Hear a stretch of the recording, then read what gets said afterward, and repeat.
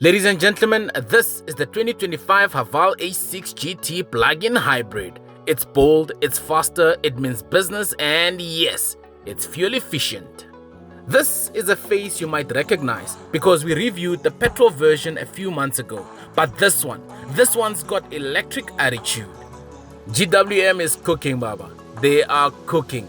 At 799,900, you're getting plug-in hybrid performance, sleek coupe SUV looks, and enough torque to make a GTI nervous.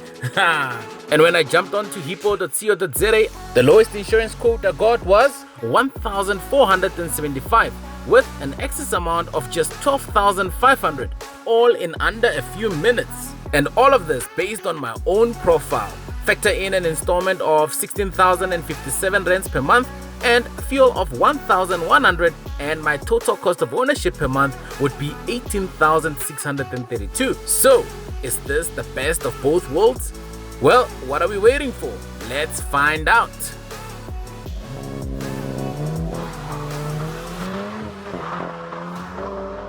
So, what's new? Well, apart from the plug-in hybrid, tech, and quicker sprint times, everything else mostly is familiar. But don't worry, I'll show you everything you need to know, including whether this thing really does 0 to 100 km per hour in 4.9 seconds, like GWM claims. But first, let's talk exterior. So then, from an exterior perspective, it still looks good. Aggressive, futuristic, and confident. The front end has that signature GT design with sharp lines and a powerful stance. You have red brake calipers on the side, which gives away the performance story before you even hit start. At the back, not much has changed, except for one important badge: plug-in hybrid, PHEV. You still get the carbon fiber-like trim, sporty diffuser styling, and of course those slick LED taillights. The GT badging still stands out and it still turns heads. Boot capacity is rated at 392 liters with the seats up and 1,390 liters with the seats folded. More than decent for a sporty SUV. But heads up, you lose the spare wheel thanks to the plug-in hybrid battery underneath. It's still practical with a 12-volt socket and some tie-down hooks. And now for the part you have been waiting for, the performance. You will be blown away. Underneath the hood lies a 1.5 turbocharged engine paired with an electric motor, putting out 321 kilowatts and 762 newton meters of torque. Power is put to the ground through all four wheels. And that 0 to 100 km per hour, well, GWM claims 4.9 seconds. We're going to launch it later in the video to test that out. GTI, your days in the quarter mile might be numbered. In terms of fuel consumption, GWM claims a 0.8 liter per 100 km when the battery is charged, or 5.4 liters per 100 km combined. What a comeback! Chinese were not really always known for fuel efficiency. Legacy brands, your days are numbered. You better do something. Fuel tank capacity is rated at 55 liters and you have a 35.4 kilowatt hour battery. So in total, you're looking at roughly 1,241 to fill up both the fuel tank as well as the battery capacity. In terms of handling, well, it leans more towards comfort, but it's not afraid of a corner or two. There is some body roll, but the ride is plush. The suspension could be tighter, but it's not a deal breaker. You get heated and cooled seats and a ride that's peaceful in EV mode. Bad news though, race mode is gone. The GT soundtrack, gone. You now get EV mode alongside your normal, eco, sport, mud, all-wheel drive mode, snow mode, amongst other driving modes. A bit of a letdown for purists who loved the previous noise. But hey, we now have a silent assassin. In the safety department, this thing comes fully loaded.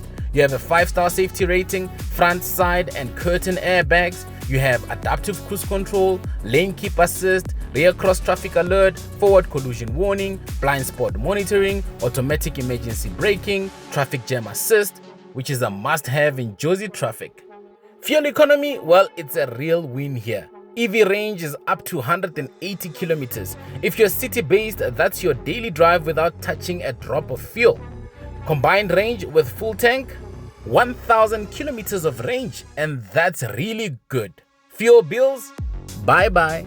For your peace of mind, you get a 7-year or 200,000 kilometer warranty for the vehicle, as well as an 8-year or 150,000 kilometer battery warranty.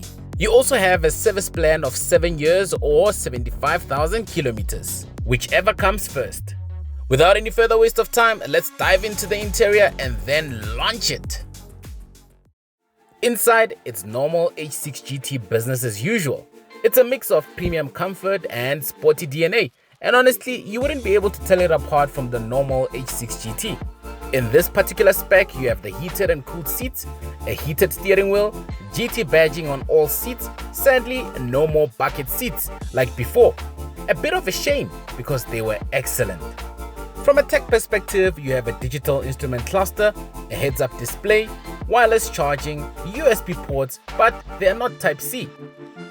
So my advice, just get yourself an adapter. Android Auto and Apple CarPlay come as standard, and you have a panoramic sunroof. And yes, we all love ourselves a panoramic sunroof because God has his eyes on you all the time. As before, your automatic climate control is controlled through the info display with some shortcut buttons. And don't you worry about practicality because I'm 1.86 meters tall, and with the front seat adjusted to my comfort, rear space is still solid. You're not sacrificing practicality for style here. You have cup holders both for your front passengers and rear passengers. You have storage, and it's family ready. And with that brings us to 2 things I like about the vehicle and 2 things I don't like about it. In terms of the things I like, number 1, that EV range and fuel economy is unbeatable. Number 2, the panoramic sunroof and premium interior comfort. In terms of the things I don't like, number 1, there is no more GT soundtrack. The soul is quieter now. A bit boring. And number 2, the bucket seats. They really gave this cabin that edge before. And now let's launch it. So I'm about to launch it, and I just want to see what my first and initial impressions are going to be like. So I haven't launched this vehicle yet, so this is my first time experiencing it as well. So let's go for it.